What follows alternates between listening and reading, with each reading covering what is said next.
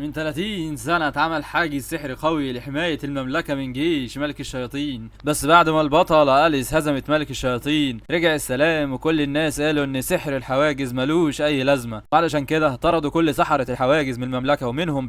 بليك رجع لقريته وفضل يدور على شغل، بس محدش كان عايز يشغله عشان خلفيته في سحر الحواجز وانه ضعيف، لحد ما في يوم جات له دعوة من العاصمة من البطلة أليس بنفسها، عرضت عليه يبقى ساحر القصر الملكي، بس نائب القصر اعترض وقال ان سحره ملوش اي لازمه، فاليس اقترحت حل بسيط، مبارزه بينهم. لو بليك كسب ياخد الوظيفه. نائب القائد هجم الاول، بس بليك صد ضربته بكل سهوله بحاجز واحد بس. نائب القائد سخر منه وقال انت شاطر في الدفاع بس مش اكتر، بس بليك فجأة كسر الحاجز بتاعه قطع صغيرة وحولهم لسيوف بتهاجم من كل اتجاه وقدر يهزمه. رغم الهزيمة نائب القائد رفض يعترف ببليك وقال ان في سحرة حواجز احسن منه، لكن راجل تاني وقف وقال من اصل 100 ساحر حواجز ده اغلبهم مات او هرب، ولمدة 20 سنة بليك لوحده اللي كان بيحمي المملكة كلها بحواجزه من غير ما حد يعرف.